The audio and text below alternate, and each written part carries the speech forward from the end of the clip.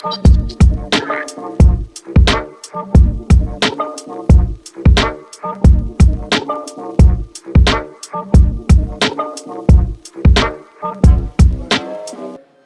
up, y'all? This is DJ Artifx, and I'm back on the Avenue. I'm on the other side of the globe. I'm back at home in Southern California at Cal State Northridge. We're here for a 50-year celebration of hip-hop. We got a great panel. We had DJ Revolution, Bishop Lamont. We got Sway coming up, one of my idols. There's all kinds of elements in the house, so let's go check it out. All right, y'all, we're here with Dr. Searcy. He's the dean here at CSUN. He put this great event together. Now, Cipher, can you explain what Cipher is? All right, so Cipher is an acronym for the Center for Interdisciplinary Pursuit of Hip Hop Elevation and Research.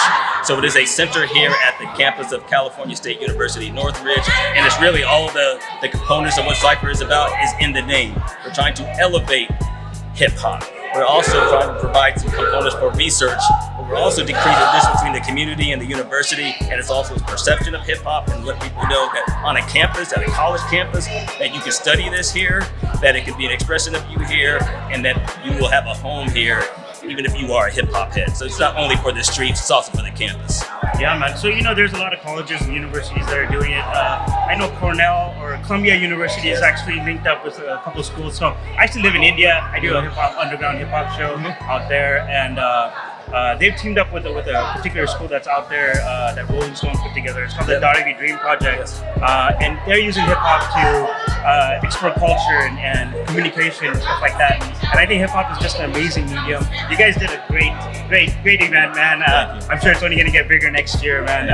Of course, stay tuned. We're going to be back next year. I appreciate you taking the time, man. All right. Yeah. Take care. Thank you. Yeah. Thanks for the opportunity. Thanks for covering this. Yeah, definitely. I really appreciate it, and it really is what separates us from some of the other universities that are doing it. It's a community focused. Yeah, we're man. trying to we're not just doing it esoteric. We're sitting in a college classroom just talking about it, bringing it out and trying to bring the students in. Oh, that's what's up, man. Rukus Avenue, CSUN making it happen. There you go. Peace. All right. So we were in Germany. It was November 1989. And it was after the show in Berlin, and we're driving through the city after the show, and you just see fires over here and people running through the streets and whatnot. And so we're like, what's going on? And it was like, the Berlin Wall just came down. You want to go get a piece of it? What? Yeah, it was like, you want to go get a piece of it?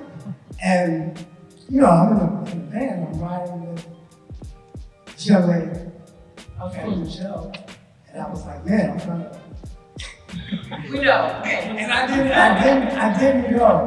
Well, none of us went, we didn't go, but we rode past the wall and we seen people climbing on the wall and just tearing bricks down from the Berlin Wall. A lot of people don't know. Berlin Wall separates history. We were there when the wall came down. Wow. We rode past it. And money be you being you didn't go get a piece. Who was the girl? Nobody. For another time, Mr. Calloway. That's right. Nobody. It didn't work out. So I did nothing. No, burn the wall. That's the whole story. That's it. Another part of the career, another part of the drive, is something that we got to be a part of early on. When the Wake Up Show was on Yucca Street. Oh. And, my man Nick the Wizard convinced him to let me come on and freestyle. This is when I was nobody. All right? I've listened to the Wake Up Show all my life, coming up, blah, blah, blah, blah, blah. Did not know the room was going to be that tense. And when Carmelita gave me this death stare, it just shut me down and I had no reps. And I failed that night. But it was the greatest lesson because I worked all those next weeks, whatever months, so when I came back, I could kill it, and then I killed it.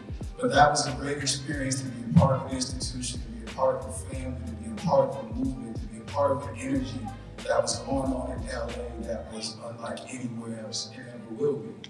So that for me was a great experience. And then working on Belly, because also I was doing stunt work on videos, stunt work on movies. I was paying my dues every which way.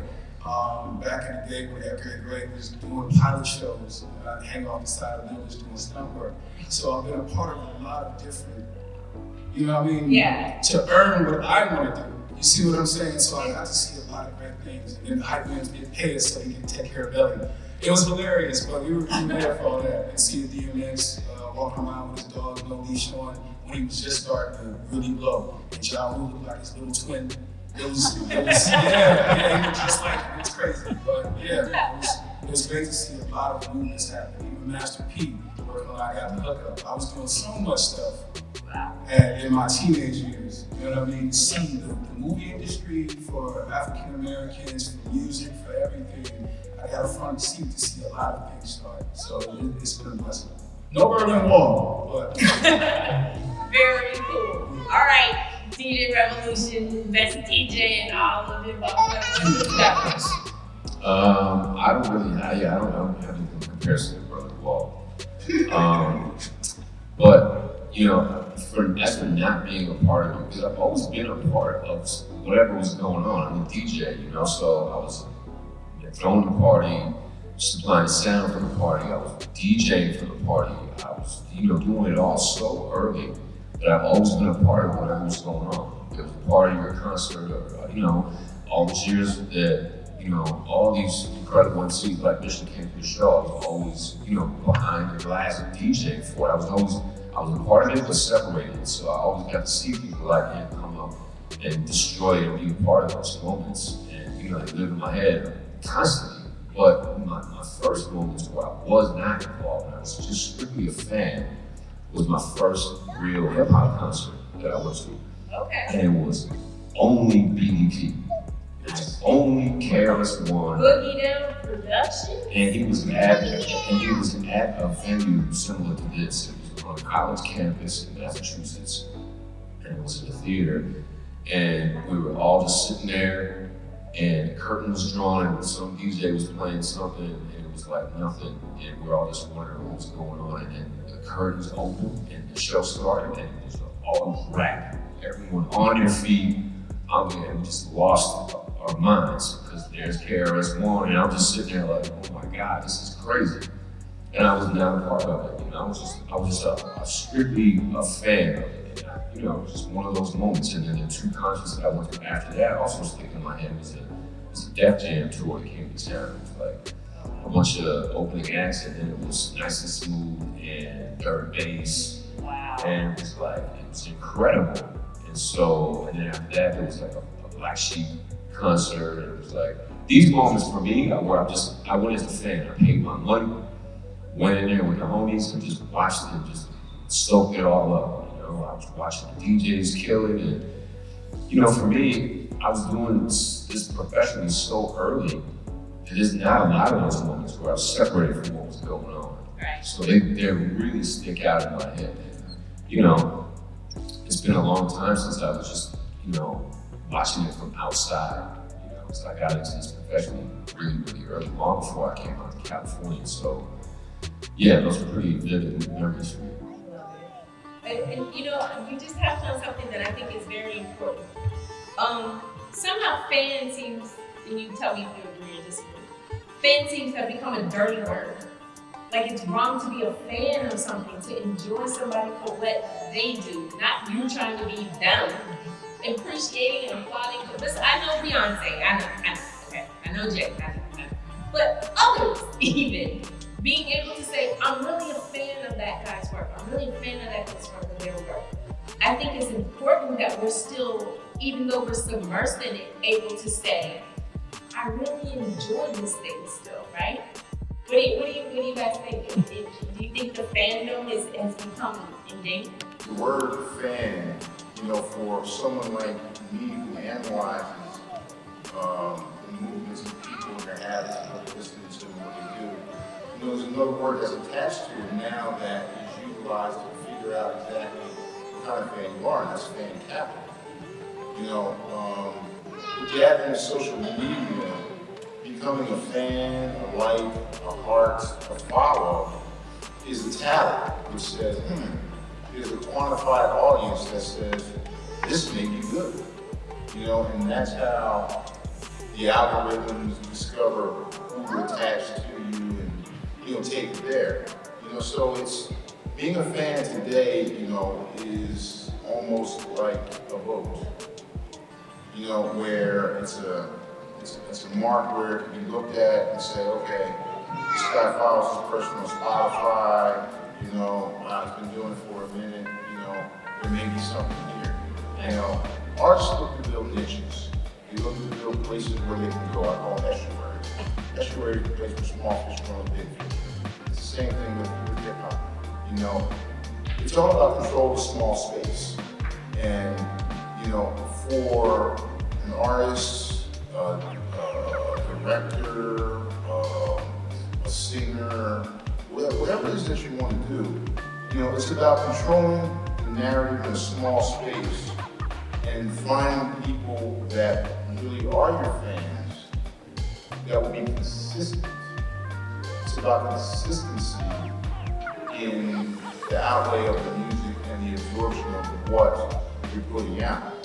And looking for consumers that are going to be consistent and be part of what you're trying to build. So the word fan now, has a different kind of meaning. It's almost like I said, a vote where you can kind of see instead of looking at where you're able to navigate where you want to go. Music is supposed to inspire. Music is supposed to inspire. So why ain't we getting no higher? This Cipher, the Center for the Interdisciplinary Pursuit of Hip Hop, Elevation, and Research, is about bringing the art form higher. That first panel discussion that we started out with was about bringing the elevation of hip hop. So that's what we were about. This is our first time out. We're only gonna get bigger and we're only gonna get stronger. So thank you for your presence. Thank you for coming and supporting us. Thank you for supporting all of the elements of hip hop. So if you were here if you were here in the morning, I'm Yan Cersei. I'm the Dean of the College of Social and Behavioral Science. And again, thank you for coming to CSUN. I'm gonna bring out again Skyhook, who is a visiting professor in our Department of Anthropology, whose visionary ideas has led to us at this point, in this juncture, where we are today at CSUN related to Cipher.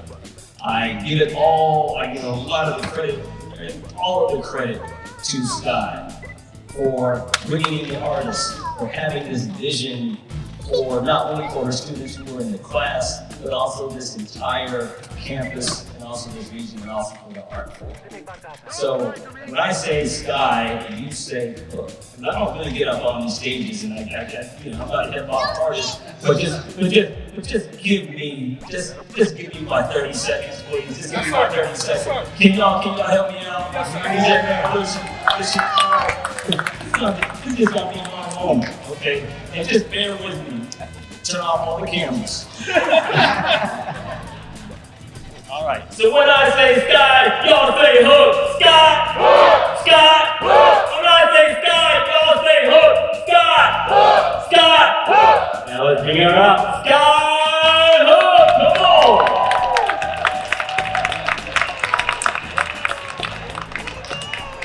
Dr. Stacey's been making me do that since like 8th grade. Oh my God, that's so fun. All right, y'all. When I go to do Sway in the morning, there's always certain nerves that sit right here in the pit of my tummy. I got a lot of tummy, so that's a lot of pit, right?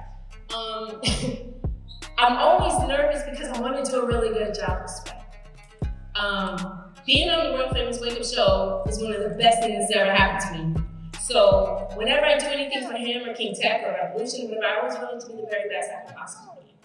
And there are a lot of y'all who watch those videos, right? And I make a lot of faces you've seen today.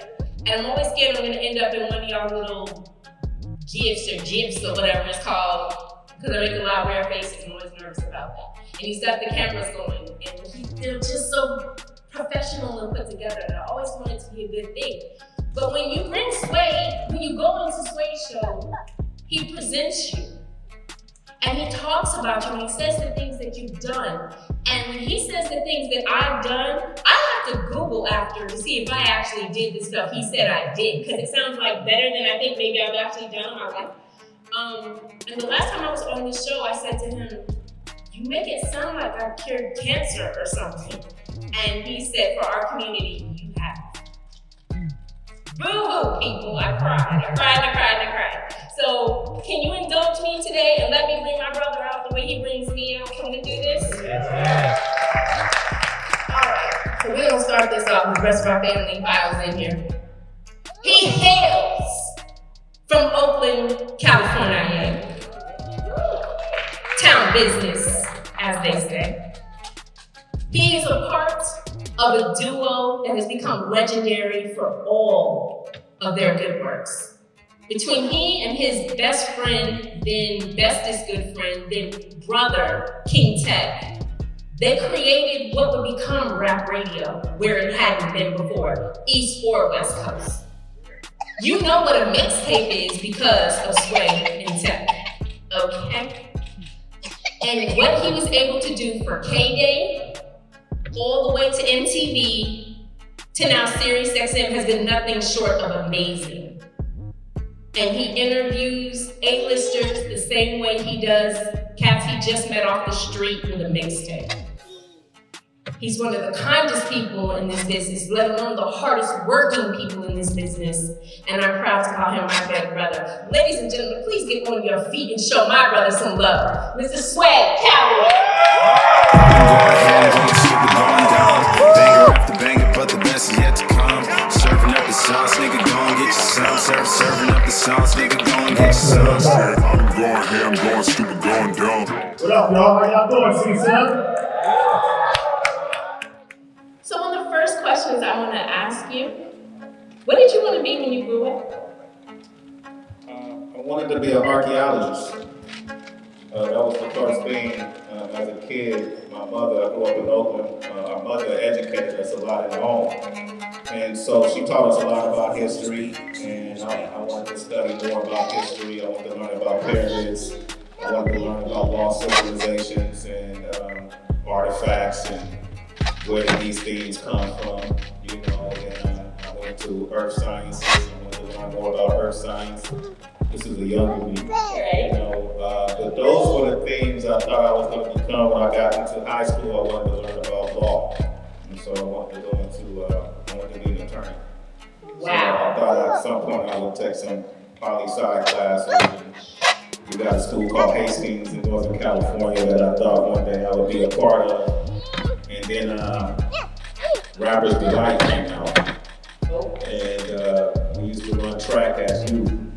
There was these two guys, one named Billy Stanberry, who ran for a track club called Berkeley East State, and another guy named Aaron Ellamy. And they used to come to track meets when we were kids, and they used to rap Rapper's Delight before we knew that was the Sugar Hill Gang. So every weekend at a track meet, these dudes was rapping Rapper's Delight, and we was like, damn, how do they rap so good? Like, what is it? You know, at that time, you know, the whole culture was a phenomenon. It was phenomenal to us, you know. And so we would go back, and each week we would write rhymes, me and my brother, my cousin Chuck, and a friend of mine named Al Ski. And then we would kind of battle these guys at track meets in between races.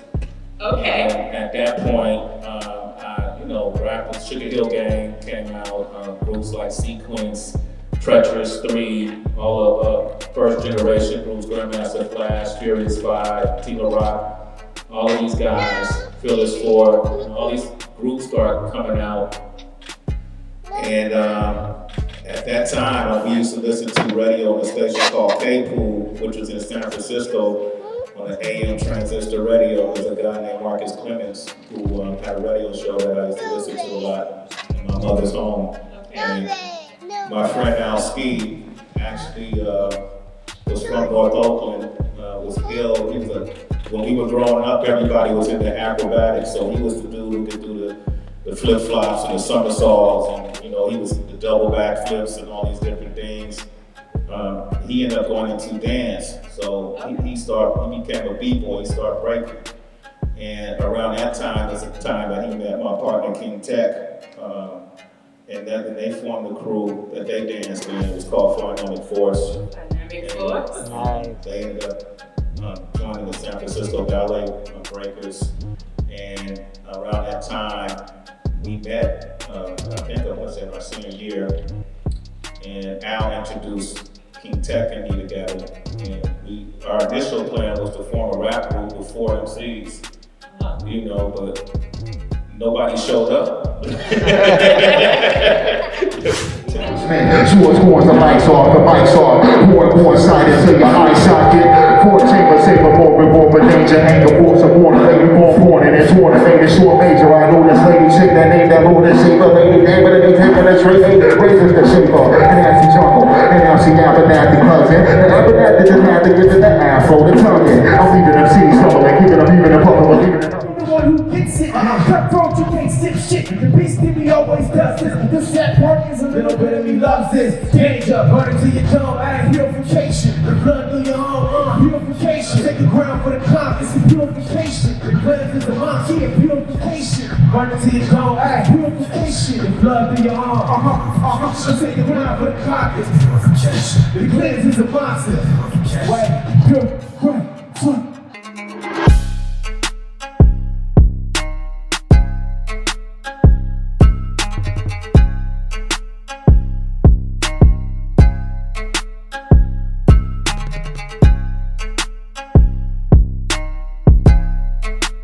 If you wanna smell it, put your nose in. Kicking it with sick fools, always on some cold shit rolling. So we're in the matrix coded. Fucking up the world, but my name ain't COVID. Go ahead, listen on my crew when it's noticed. Come through the east, those fools get roasted. Talking shit like a deal when he's loaded. Catch me on the block, I ain't walking, I'm just floating. Bumping on some old school era of the golden. Chewing on some old school caps of the golden. Then take a nap like I'm Odin, cause the only thing I ever fucking lacked was opponents. Alright guys, I hope you guys really enjoyed this event. CSUN really held it down. Hip hop is on the rise, of course. Don't forget, you gotta follow me on Insta. It's DJ Artifx, DJ Artifx. Like, follow, and subscribe to my YouTube channel. And stay tuned for a lot more videos, because this is bigger than hip hop. And don't stop. Friday nights, check us out. It's still bigger than hip hop.